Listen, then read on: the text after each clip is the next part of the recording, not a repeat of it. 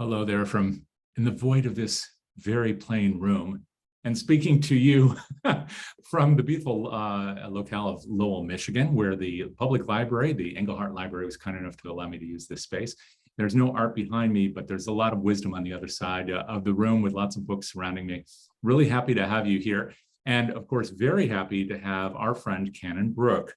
Cannon, thanks so much for hanging out today. Thank you, and welcome to my salon, everybody. Same, oh, did we freeze up a little bit? Uh-oh. No, you're there, you're there. Okay, good. Yeah, welcome to my salon, everyone. I'm excited to join you, Jay, and I always love our conversations. So I love what you did with the background. I know you already, I'm going to piggyback off your joke there, and Dad joked this one up. Yes. I like the color scheme you have there. I've been working on this. I hope you enjoy it. This kind of dark, thing where I'm in the shadows. This is all a part of the plot to make it so that people have to actually find where I am while we do these sessions. Everybody, of course, if you don't know what we're talking about, my name is Jay Frost, and of course, this is the Philanthropy Mastermind series brought to you not from underground, but brought to you by the fine folks at DonorSearch. You can find them at DonorSearch.net if you want to learn more about them, and most importantly, about the people who make your work possible, your donors and your future donors. DonorSearch has been kind enough to provide an opportunity for us to talk with people like Cannon for now about 8 years, and we are going strong, doing 120 programs this year, both for the ear and for the eye, and even with these backgrounds.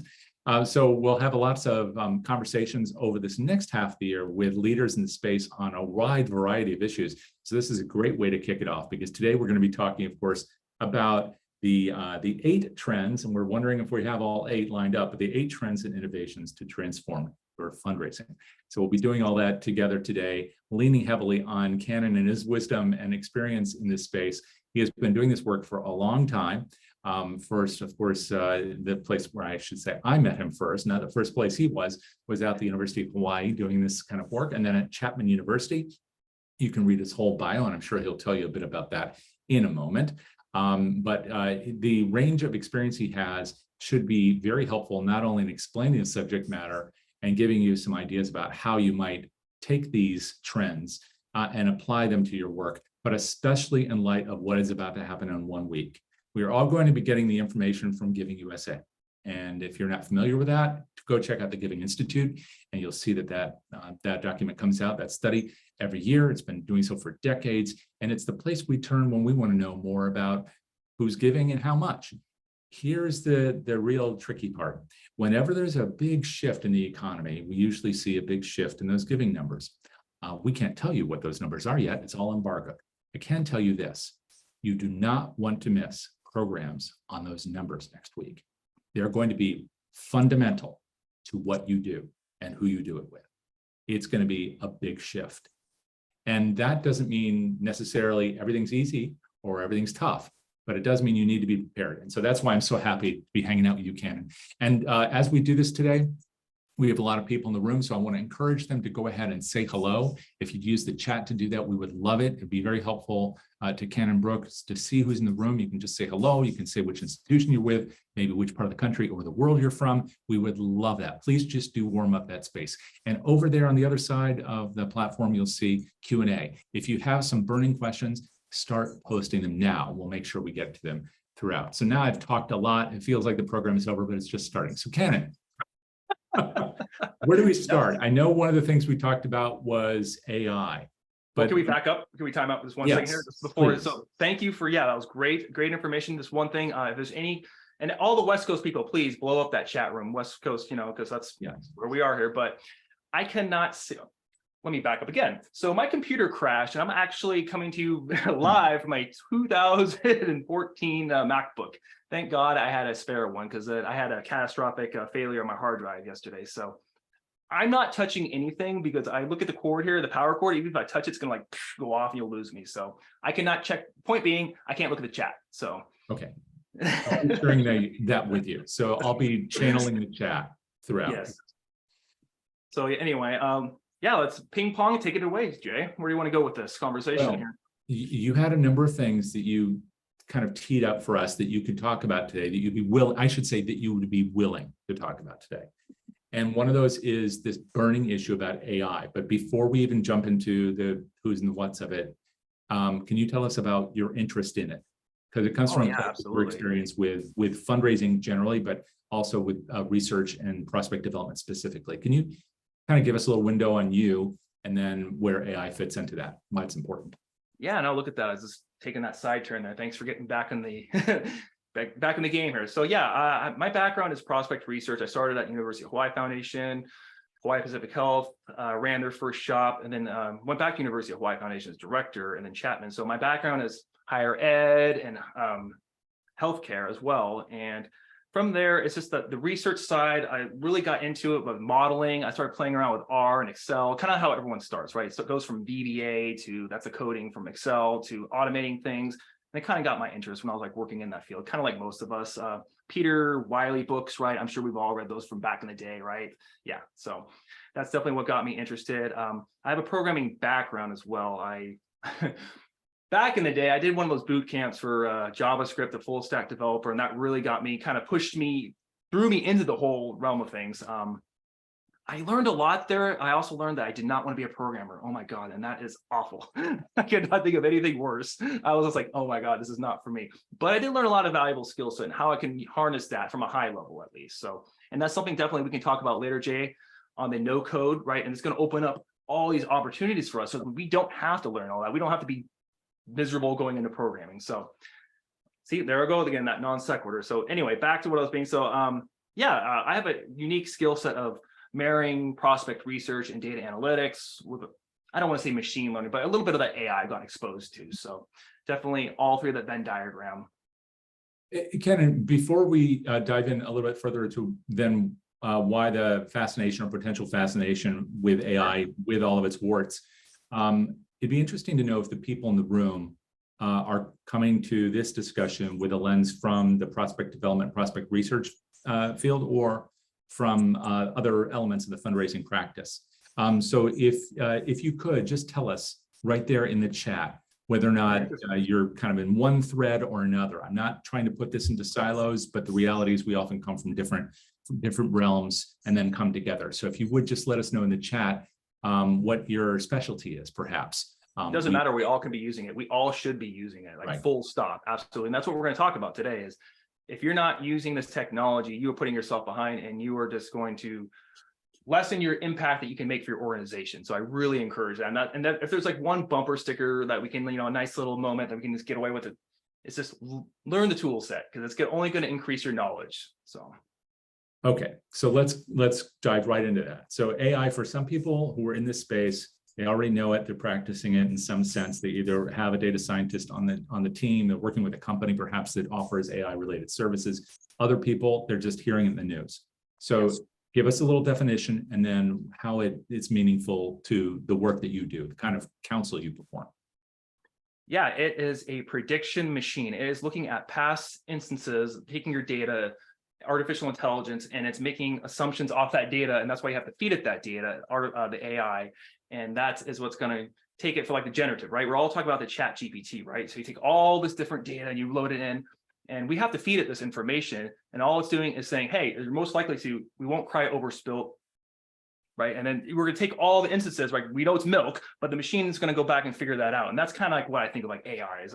That's a very, very oversimplified vision of what that is. And like I said, Nathan would probably get mad for me saying that, but. Okay. Since we're name checking him, that's Nathan Chappell, who does work with AI over at DonorSearch, which is our sponsor. But there's a lot of conversation about the benefits and potential risks of AI right now, and that has been in the press in a big way. So looking at that generally, but then more specifically in fundraising, what are some of the benefits and some of the potential risks?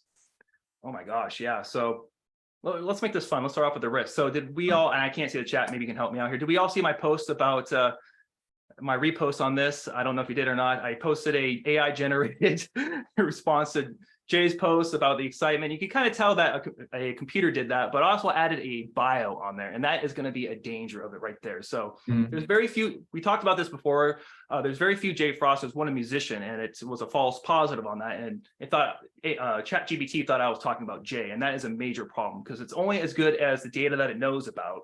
garbage in, garbage out. I won't say it's garbage necessarily, but there's definitely mistakes that can be made, and you have to be careful in that. And that's where the researcher hat comes in. Right. And in fact, one thing I have heard a lot and seen is that throughout my professional work is that there's a tendency to do two things with research and researchers. And one is to say they have all the answers, and then the other is to say, well, I'm not really sure about anything I'm getting from research or from the research department. This kind of feeds into that problem, doesn't it? Because if someone says, can you just use that ChatGPT thing? I understand it's so great, just push a button, you get a bio. And then they get the wrong Jay Frost, who is apparently a musician out of Pennsylvania or something. What is the reaction, not just to that block of data, but to all that we do to inform fundraising? That's why a good researcher would trust but verify, and I guess for ChatGPT, verify. Verify first. So we could talk. Let's get right into that. So prospect research, definitely you should be using this, and it supercharges what you do. It makes you a lot more productive. In my own consulting, I have been using that, and I've been able to produce research reports that took 8 to 16 hours. I'm doing it in 2 to 3 hours. Like, it really supercharges, especially the analysis and the writing part. So the bio, if you want to straight up like, hey, give me a bio on Cannon Brooke. It's, well, maybe because I have a really unusual name, but Jay, right, for example, right? You're going to get a bunch of this garbage in there, and it's not going to work. So it can definitely supercharge though your writing skills. So think of it kind of like Grammarly, right? Are we all familiar with Grammarly, that tool? I mean, that's a simple version of AI, oversimplification there, spell check, right? But it really does help your writing. So one example I could say, I know I used the other day, is writing emails. It really helps your email writing. Like, if you're going to write to a fundraiser and maybe you have an irritated tone, AI will clean that up for you. And that's like one use I really recommend people, other than sitting on an email for a day if it's going to be like an irritated email, obviously. But if you run it through there, it will clean it up and make it a lot nicer. And that's a good use of it, for example. Right. Yeah, that's a brilliant introduction for those who have not played with it a lot, either the free or the paid version. Yeah. Is that if it's not reliant upon the data before whatever it was, September 2021, yeah, and what it spits out through a large language model, but instead it's essentially reviewing data you've provided to it. That's a very different kind of outcome. And I guess it almost seems like if people are just using it as if it's a researcher, ChatGPT again, that's sort of like autocorrect from 2015 or something. And we all know what the dangers with that are. So it's more like Clippy from 2000s, you know, the little clip thing about Microsoft, yeah. That annoying little thing that was always in the way. That's how I... Well, that explains why you're a Microsoft user, but excuse me, a Mac user, yes. So even when Mac fails you, it still lives 10 years later. So that's kind of the 30,000 foot view of ChatGPT in general, but you're talking to a number of institutions and now your consulting practice, I'm sure, about what AI potentially could mean and the ethical boundaries that we need to impose upon it. That's beyond just the issue about whether or not you have the right Jay Frost, right? What are the other kinds of concerns that we might have with the use of AI if we're not thoughtful about it? Yeah, no, I'm glad you brought that up, Jay. And I definitely have this in recording everyone here. So I don't want APRA to come at me with pitchforks and foaming of the mouth, like, you did what? Telling people to put information in there. So do not put PII information into ChatGPT or anything like that. Do not put the personal identifiable information, right? So Jay Frost lives at whatever your address is, your phone number, like, do not do that. We don't want to hand that information over, like, full stop. Like, that's something that ethical consideration. We don't want to feed the machine that information. And why is that? Well, do you want your information being put out there into who knows? I mean, we trust OpenAI, but we're not sure what's going on with that data, right? So we don't want to train the machine learning models with personal information, having that out there, because can you imagine, like, and someone does look up Cannon and they put in Cannon Brooke and it says he lives in Bellingham, Washington, and it spits it out and it knew it for some reason. I'm sure there's a backstop that they programmed into that to prevent that, but you never know. Right. ChatGPT can be easily broken. People are all day sitting there trying to hack it and trying to break it on purpose, and it's not perfect by any means. So, have you done that? Because I certainly have. I have too. I broke it. I got it to give me sources. You know, it's not supposed to. It took me a little while of prompting, but I was able to get it to, which I thought was pretty cool. But yeah. Yeah, and it doesn't take that long. No, it's not perfect by any means. Right. Yeah. Right. So you have that one ethical issue about what you put in, not just because it might be good or bad information that comes out as a result, but also feeding the monster, so to speak. Are there other kinds of ethical issues that you're thinking about, maybe that we've encountered before, but not through AI, but in other parts of the research world where we've said, oh, this is fine. And then we thought later, well, maybe it's not. I don't know, Jay. It sounds like you're setting me up for that political donation to the FECs. You brought it up. Okay, so you're not taking a position on this, but you're kind of exploring the issue, right? So there are many people who will utilize political donation data. And I guess there's a debate in some quarters about whether or not that is permissible. But at a certain point in time in the past, it wasn't a debate at all. And that was also true of Social Security numbers, because I'm old enough to remember that. Oh, yeah. When those were used, right? So this could be true of a lot of things. Today, APRA, for example, is having a discussion. Oh, I have more light. I must have, the research gods are smiling upon me. But I remember that there was a discussion recently about the use of not just personally identifiable information, but also race and ethnicity. There's an effort, of course, to be truly committed to diversity, equity, and inclusion. That's the positive part. Let people identify who they are and define themselves rather than having them but defined by the institutions who are their beneficiaries. And that's all good.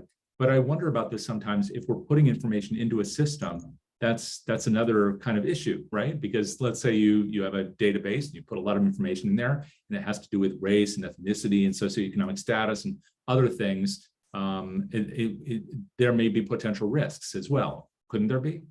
Oh, absolutely. Yeah, you're going to start making correlations. It's not always causation, as we know, right? It's going to start drawing those correlations because it's just a pattern finding machine is all it is. Like, don't think of AI as some nefarious monster that, lives, that's inherently racist. No, it's just making patterns off the data that we're feeding, and that's the problem with it. So, for example, if I start feeding a database or the AI, with like a bunch of donors in Newport, California, what's the donor model that it's going to think that donors look like, right? So that's kind of like a wealthy area. That's what you're feeding that machine, and it's going to draw the patterns and assumptions off that. So, and that's a danger that what you alluded to there. So yes, absolutely, we have to be careful what we put into it, and in the future, ethics change, right? We don't know, especially when it comes to, like you were talking about, like the race, ethnicity, the pronouns, all that we may change our minds on that. There may be another kind of like the political, like how that all of a sudden switched, right? We're like, oh no, we don't do that anymore. Well, too late. It's already out there now. Yeah, that's actually where I was going with this, Cannon, because let's imagine that we put any kind of information into our database. And right now, let's imagine also that it's only at our shop. It's just sitting in our desktop. We've got it secured under lock and key. In theory, nobody can attach it. It's not connected to the internet. It's like the ultimate black box, cannot be touched. In that kind of scenario, then if we put data in there and it never goes outside of it and it's destroyed at the end of its useful life, then that data would never reach the outside world unless someone spoke it or wrote it down or printed it and handed it to someone. But the reality is it's connected to the internet now. All these things are connected. So one potential risk that you've just described is putting information into an environment like OpenAI, ChatGPT, and getting a result. And maybe that result is good or maybe it's bad, but another part is we're feeding that information to an outside source. But I wanted to ask you about this because it seems like many tools now are becoming AI enabled. Sometimes we're aware of it, sometimes we're not. And it's happening all the time, just like our use of Amazon and Netflix. I wonder if with our own CRMs and the other things we do, if by the very nature of putting information about our supporters into a system, if it is becoming sort of more intelligent is probably the wrong word, but more enabled by its access, by its connection to the internet and potentially by AI enablement. Have you any thoughts about that? No, I have thought about it. There's just so much that we can unpack with that, Jay. So yes, you're right. You're throwing in more, especially if you start. So we have already our database, right? And you say like, we want to make it more inclusive. We start putting in different ethnicities, right? So now we're biasing and we're skewing the data towards those, right? And that's why I'm not a statistician, believe it or not. I may look like one, but no. And that's why you need an ethicist on hand to kind of keep us from making those cognitive biases, right? That come up with this. And that's the problem with that.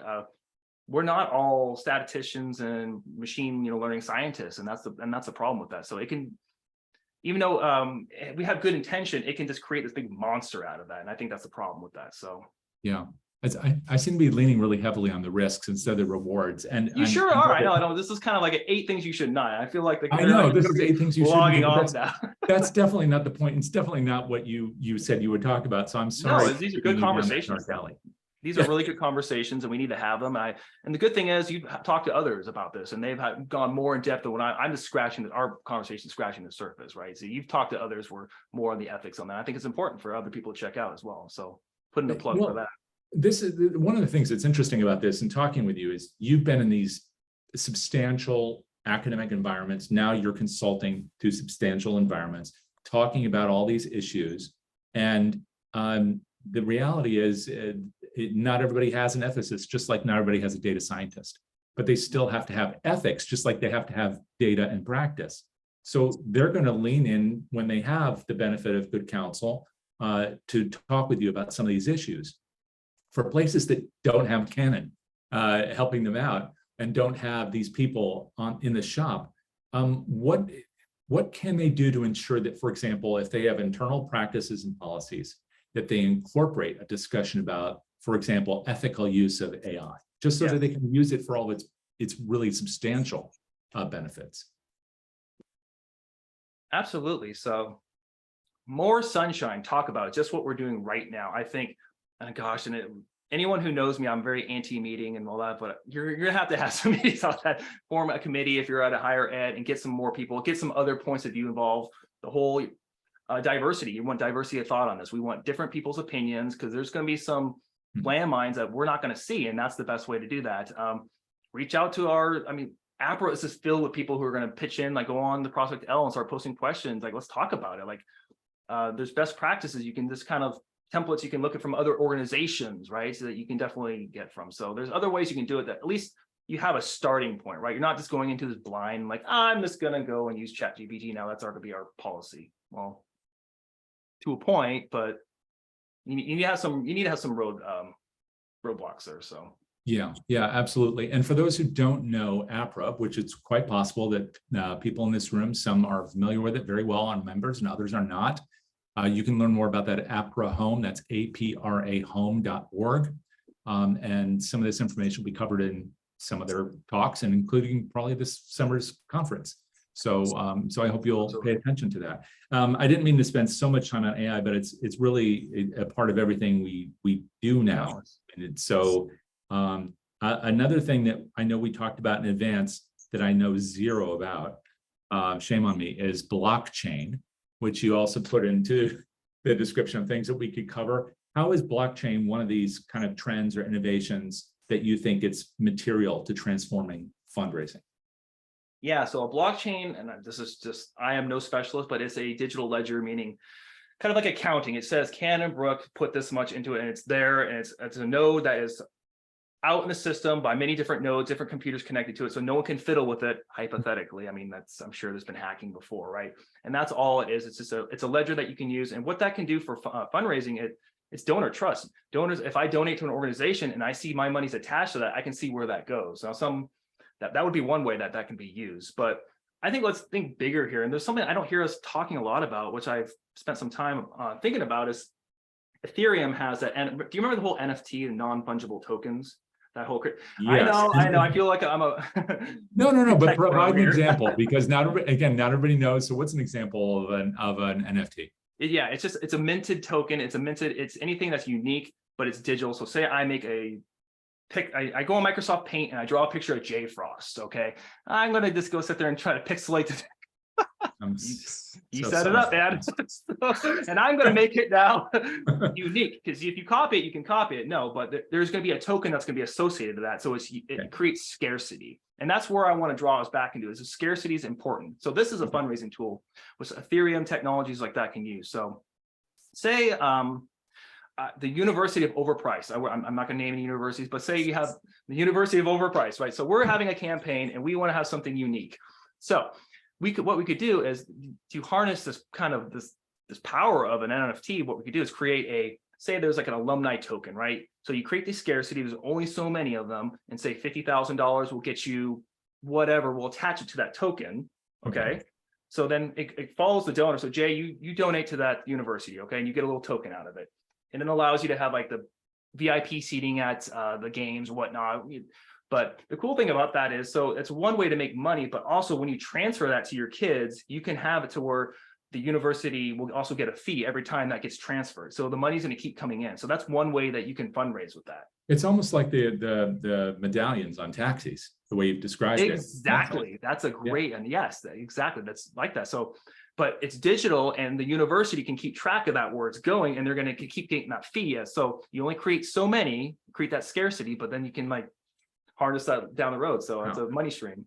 So I've always thought about it in this as NFTs as being something that we, in theory, wanted people to give to our organizations, as opposed to something we might mint on behalf of the organization. Have you been in environments or worked with environments where they were either receiving NFTs or trying to work to? I have not yet. No, that kind of, the NFT craze, as we know, kind of just tanked, right? So, kind of like SPACs. So that was and that's part of the hype cycle. And there is a little bit of the AI hype cycle too. So, and this, so, and that's where I was hoping you'd kind of explore this a little bit. So AI is real, right? It's obviously it's in all the products and services we're touching in one form or another at this point, and it's growing very quickly. So it is real. It's not like a picture of a dog and we say it has value and maybe it does and maybe it doesn't. That kind of question that associates with NFTs. But the underlying technology of NFTs, as you were just pointing out, is blockchain. That is real as well, right? Yeah, absolutely. The blockchain, the crypto craze. There's some tax advantages. You don't get hit with capital gains, when you do that, when you donate with that. And it is a good way to get maybe the younger millennial, the hip crew, the cool tech bros, if you want to solicit some of them who have the crypto, whatever.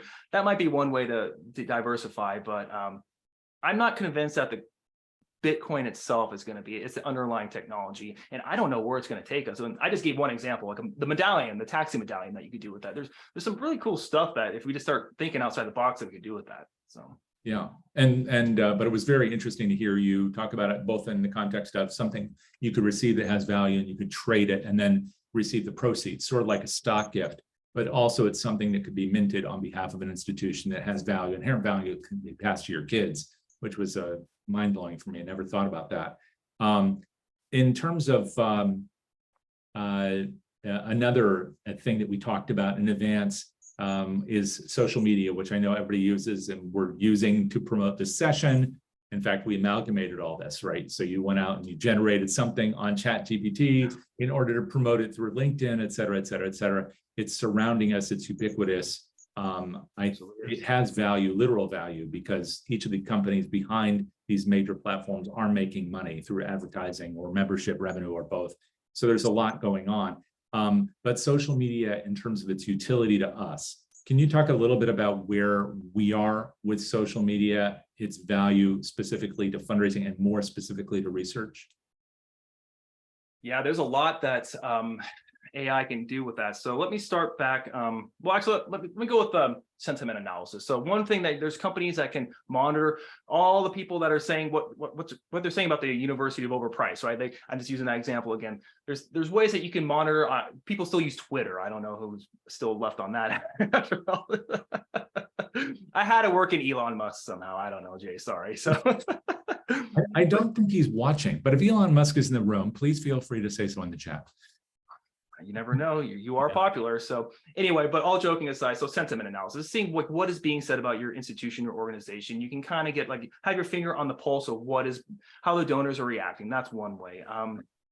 You can have it monitor people who are more active in certain groups. Like say you have an alumni group and you have the parents, like Jay has a daughter that goes to this university and he's really active. So we can use that to identify people who are more active like you, and then I can specialize my solicitation to you, right? So that would be one way to do that. So another way, I think we have to talk about chatbots, right? So that's another tool that, yes, the annual fund, I could see definitely using that, but having that on your website. So when you have like a giving day or something where you're gonna get just bombarded with all these donor questions, you can have that on your website, right? The AI to assist and take up all those questions that are gonna keep coming up and keep coming up.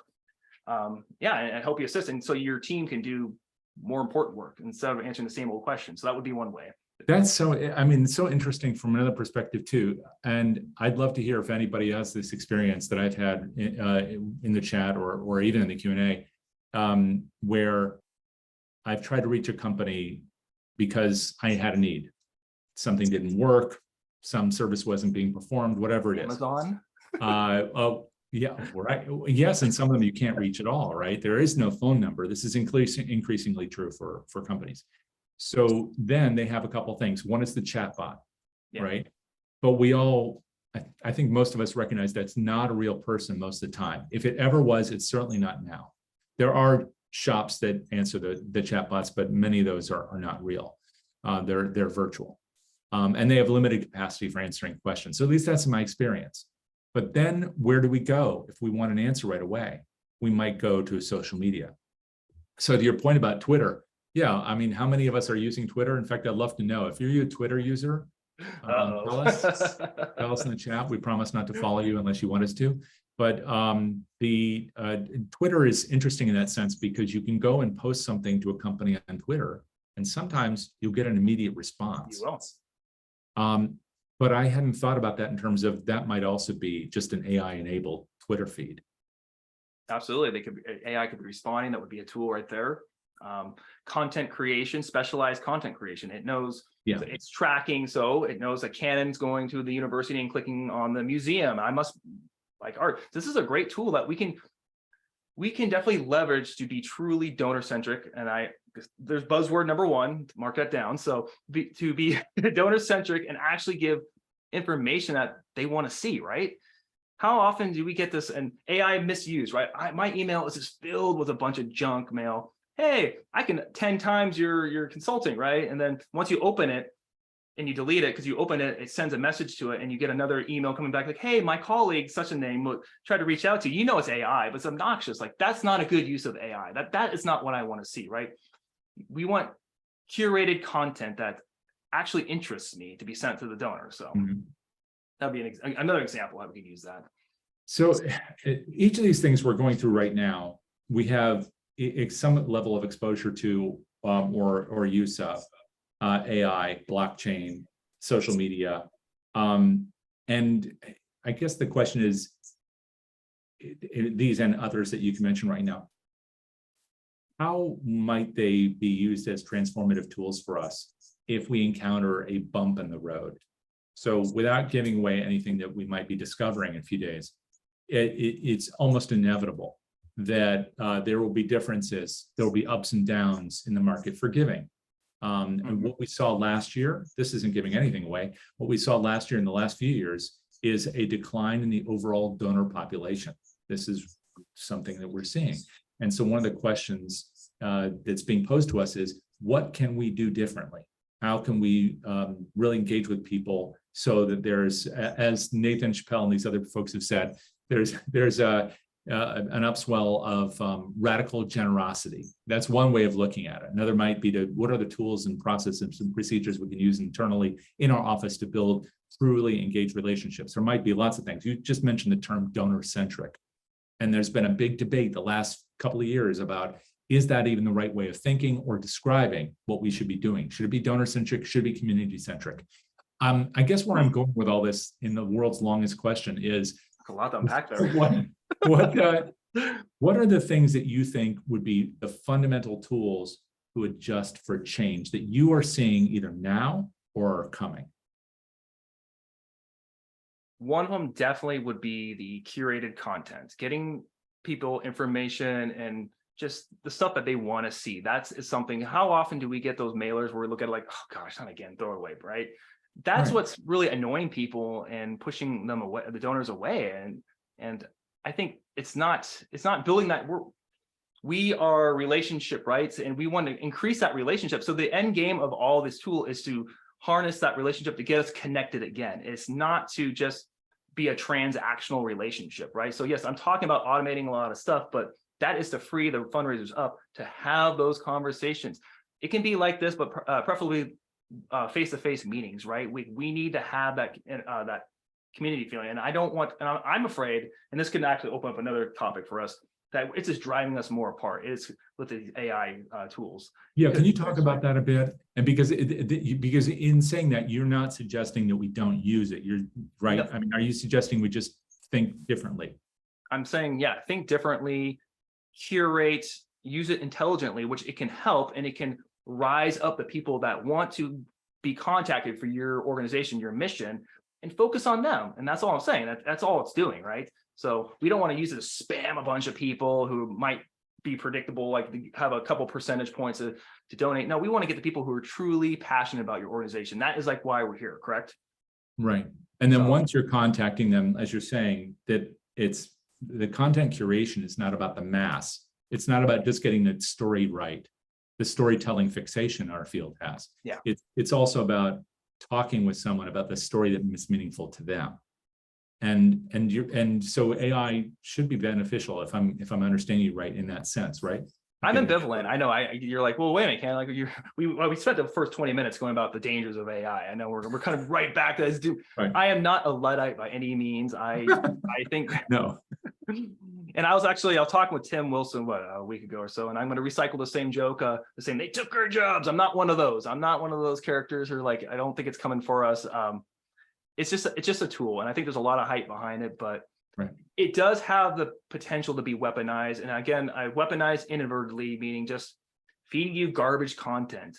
If kind of like Netflix, when Bella, my daughter, is looking at Netflix and she's doing My Little Pony, she's doing Gabby's Dollhouse, right? And then I log in, what is this? I don't want this garbage. Like that's AI backfiring.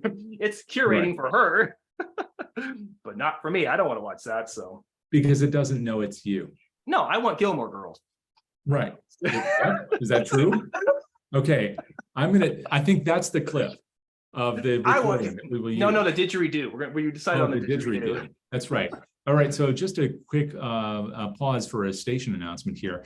That's a didgeridoo, as you just said. And in case you don't know what that is, well, what is that?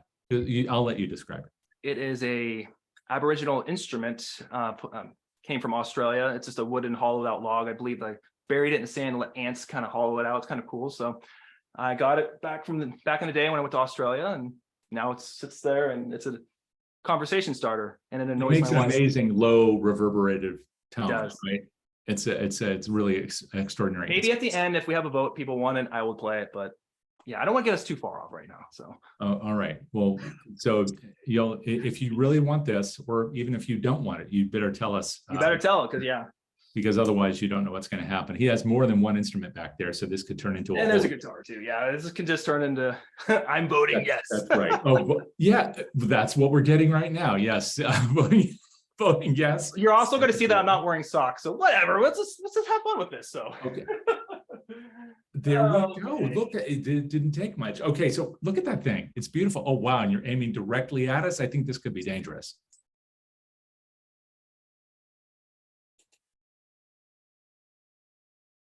Yeah, I can't circular breathe yet, but. Okay, well, I couldn't hear much of that, but it was a stunning image. Oh, well, that's a lame one. It might be my microphone, like thinking it's like background noise and trying to, it might be. It probably was. Oh, so bummer. If you play it, the background noise cancellation. I know, I don't know. I can't touch my computer, everyone. Like I'm going to break something. Like it's kind of like. Okay, well, we'll just blame it on Apple. Maybe they have blame it on Apple. some kind of sonic bias against Aboriginal instruments from Australia. Yeah. I'm making that up. That's a joke. Do not sue me. So yes, I know. I love Apple. I love my Apple products. So I definitely went off course here, but curated content's important. Actually, you know what? That's not too far off course, because this is the kind of thing that nobody would know unless you talked about it somewhere, unless you were pictured holding the instrument somewhere, unless there was the recording of this webinar that somehow was able to be accessed. No one individual is going to do all that unless they're part of the Cannon Brooke fan club, and that's quite possible. But other than that, the only way to do that en masse would be to use AI as a tool to comb through a vast amount of data about a person and find the points that are of the greatest interest to that person, not to extract something from them, but to find out what matters to them. And this might seem obvious, but it seems like the Fundraising Effectiveness Project tells us pretty consistently, we don't do this very well. No, we don't. And I guess that would be my number two. I said content creation, and I'm just going back to your point. I think the webbing and the spidering and going through, and I should say crawling. got there eventually. The crawling of your database and mining the contact reports would be another, a fundamental change to see like, how often does Cannon respond? When does he respond? What kind of tone does he have? What are, it could use these predicting power. And this is where AI can really come in and see like, I usually respond on, Wednesday evenings, whatever, and I keep it really terse. And this is the tone I have. And so you know how to communicate with me best, right? And it can also go back and this do, again, throwing out sentiment analysis and seeing like, am I annoyed with you? Do I sound irritated in my text that I'm writing? And he's less likely to, let's stay away from him and let's focus on somebody else who's giving more fluffy language towards the University of Overpriced, right? So that would be an example there. And actually, if you don't mind, I'm going to go ahead and take the liberty of saying that sentiment analysis is one of these items, because crawling the database is one thing, interpreting it is another. And you've used that term about sentiment analysis a couple of times. Do you mind, again, for those in the room maybe who don't have a way of discussing that, of defining that and saying why that's important and how people might conduct it? Yeah, sentiment analysis is just layman's terms. It's really just having your finger on the pulse digitally on how people are reacting to your organization. Is it positive? Is it negative? Is it neutral? Right. And this is done by just the words that I'm writing on my posts, like, right? I'm like, oh my gosh, my daughter got a bad education there. He's probably pissed off, right? So, or I love whatever university. You can say, oh, that person has a positive feel for it. So that would be oversimplification. And if we're not doing that, if some form of sentiment analysis on the individual level, then how in the world could we know whether or not we should be, doing something special for the reunion, for the class reunion, or inviting them to this next big event, or which event to invite them to, or the old classic example with, I don't know if they do this anymore, the Humane Society of the United States, but I think that they had a way of trying to determine after a person visited the site a couple of times, or at least after the Facebook page, you would, if you were a cat person, you saw cats. If you're a dog person, you saw dogs. Exactly. That's the curation I'm talking about. And that would be, that's a great example you gave right there. So it just it nudges the donor in the right way of what would be more likely to get him or to a gift, right? And that's kind of the goal of this, just by using the past interests, right? And just giving a nice little nudge, like feeding them information that they're more interested in. And so instead of just this blanket statement, that writing we all see, we're like, okay, the generic template where you can see that you just copy and pasted, hi, donor name, this blah, blah, right? It's like, nobody wants that garbage. No. Okay. The end of dear friend letters, please. If I'm your friend, call me by my name, right? Yeah, this is not that hard. Okay, so we've got curated content, the crawling of databases and mining of contact reports, the sentiment analysis based on the data. What's A/B testing? A/B testing. That's another one. So again, this has been done in the past, and this is nothing new, but it's what I'm excited about is eventually, not right now, at least someone correct me if I'm wrong, I haven't seen this, but hopefully we can have this low code that gives access to these kind of features to where you can do an A/B testing. A/B testing is when you just say like, what response, what wording, subject line in email, for example, is going to get an open? Is it going to say when you write in all text with exclamation marks saying they took our jobs? Is it going to be like, oh, hey, donor, like, are you interested in cats?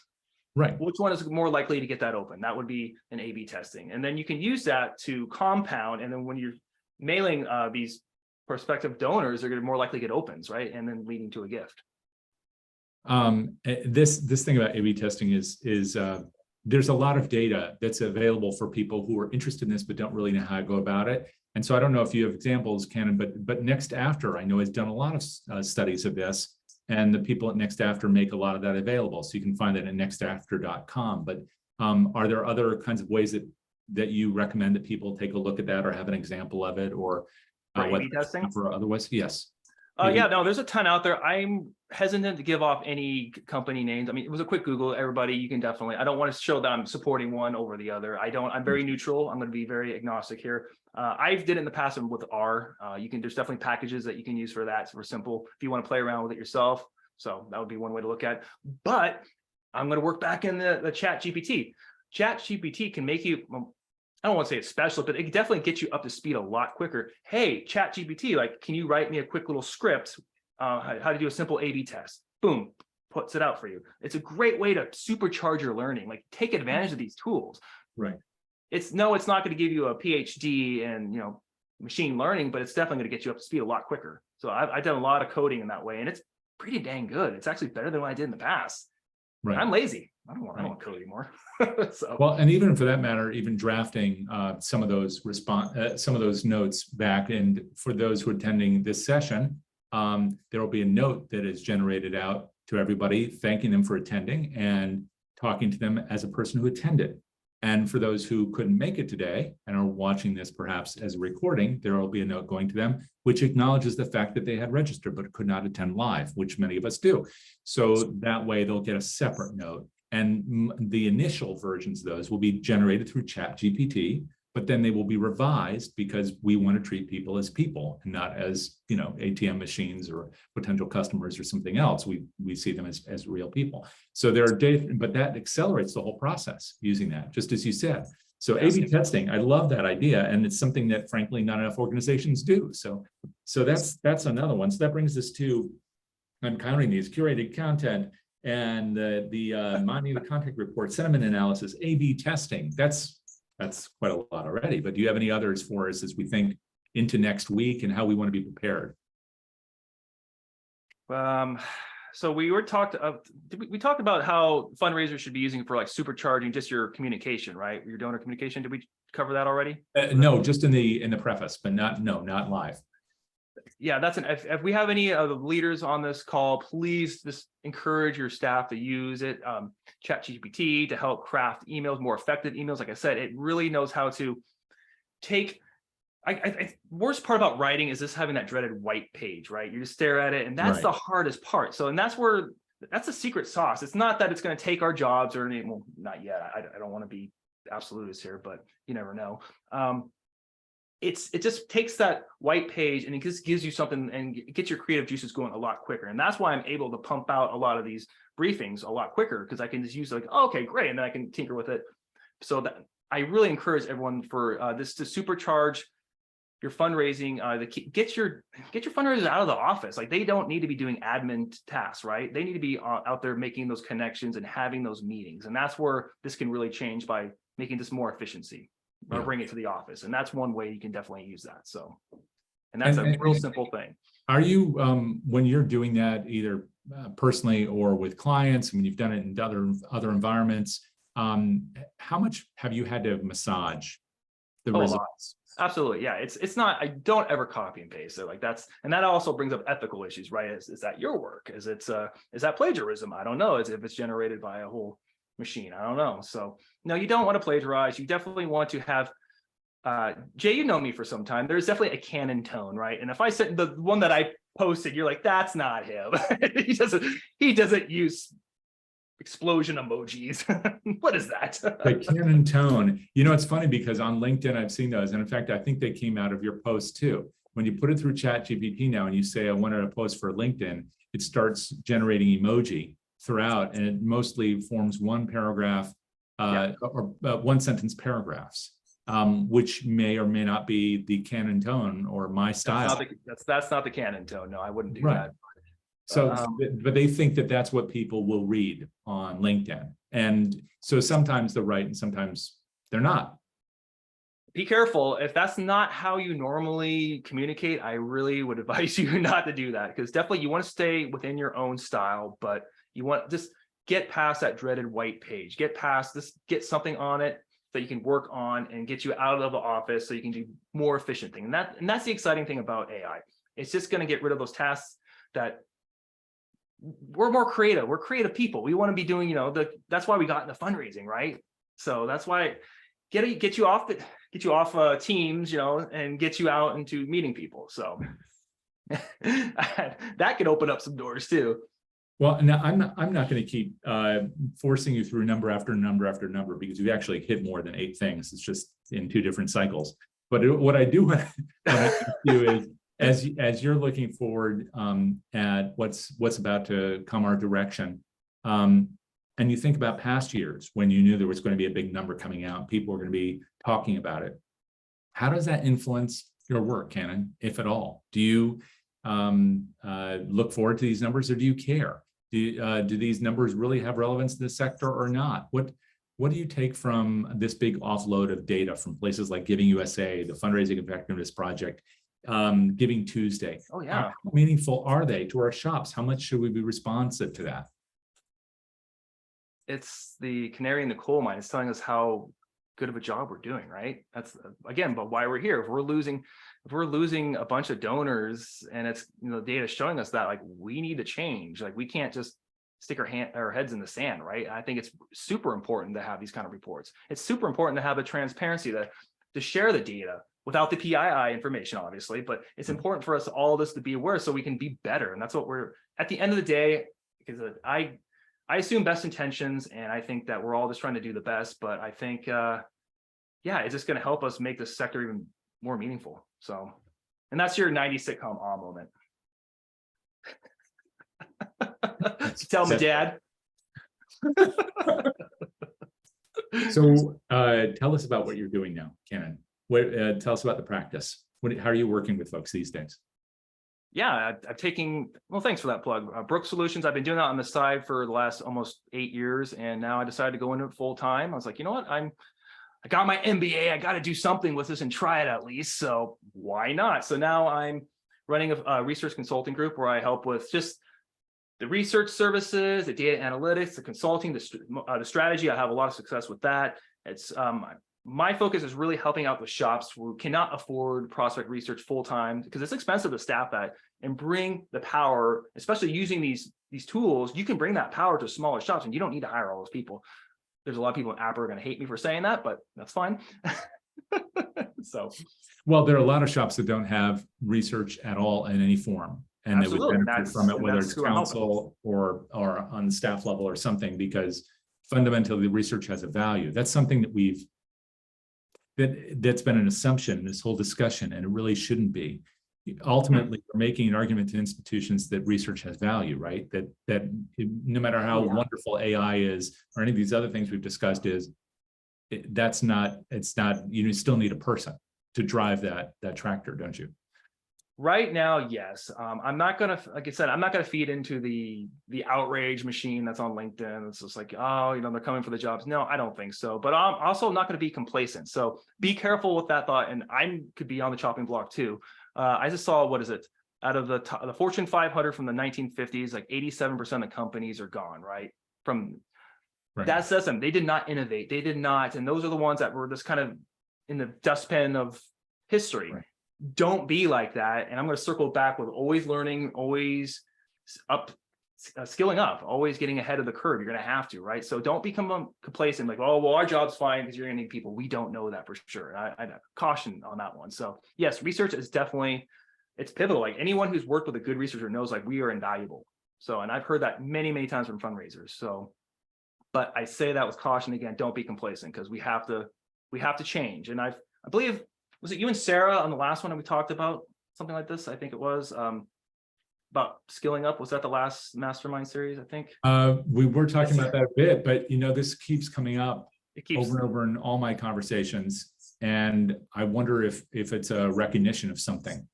Well, yeah, it's I say that because I think in the last time, our job, if you are regurgitating information found and just giving it to a fundraiser, yeah, you're going to be replaced. Right.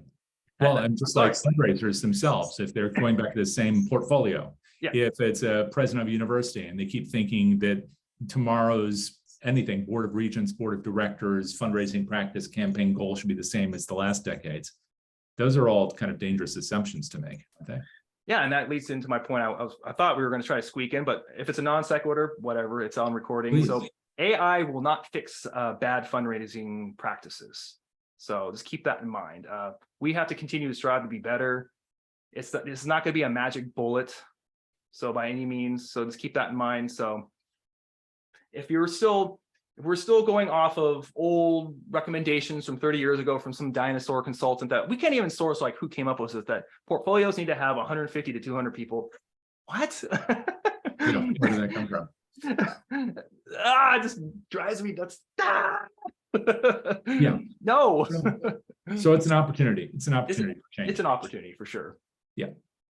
Thank you for all this, Cannon. Really appreciate it. It's always fun to talk with you. And and if people want to find out more about your work now, be in touch with you, how can they reach out to you? I am active, and I am copying and pasting chat GPT stuff in my LinkedIn. So you can see that. No, I'm just kidding. I try to stay active though. Definitely LinkedIn. Pop by my website, my name humbly, cannonbrooke.com, or shoot me an email, my name at cannonbrooke.com. You know, I'm also active on the Prospect L. I like to help people out. I definitely think that's it's my way to give back to community. So you'll see that was saved for all of us as a free resource to the entire world of fundraising. So if you're not on there, I hope you'll use it. Absolutely. And follow Cannon, not just there, but also on LinkedIn and at your website. So you just saw that in the chat, folks. You can see where you can reach Cannon. And I hope you'll follow him because he's always a wealth of information and generous in both sharing his insights and sense of fun. So with that, thank you very much, Cannon. Really do appreciate you. Really appreciate your taking some time today. No, thank you. Thank you, everybody. This was a lot of fun. I'm happy to do this again. There's a lot that we unpacked that we can definitely get into later. So yes, especially after next week. So be interested to see what you think of the numbers as they come out. And if you want to add anything to your tool set for addressing them, that'll be fun too. I'm sure I won't have an opinion because I don't have opinions. So no opinions. So as we fade out and you play your didgeridoo or your guitar, whatever else you want to whip out of your magic hat there, I want to encourage everybody to take a look at the slides that are coming up. And if you're interested in knowing either more about your donors or more about this series, because we have lots of sessions coming up, you'll find all that by looking at that little QR code. So pull your phones out and take a picture so you can take a look there. And also next week, I keep alluding to it. So I want to tell you once again, now we have various sessions coming up over the next 2 weeks on the Giving USA data, each through a different lens. So you don't have to hear the same old stuff about this data. One is Giving USA 2023, a deep dive into healthcare philanthropy with our friends at Accordant. That's coming up on June 22nd. There's a session over on the Virtuous platform with a number of folks, good friends, and I believe that's on June 20th. And we're cooking up another session with a number of data pioneers that'll be in the following week. And the person we name checked, Nathan Chappelle, is doing a session with the people in New York at Sparks and Honey that was just scheduled. That'll be coming out of New York Live, and that's going to be on Wednesday of the following week. So look for all that in your email. If you're not on this email list, you want to be there. And if you want to find out how, you can always reach out to me. My name is Jay Frost. You can reach me at jay@DonorSearch.net. With that, it's time to tune out. We'll look forward to seeing you next time. Take care. Thanks, everybody. Thanks, Kevin.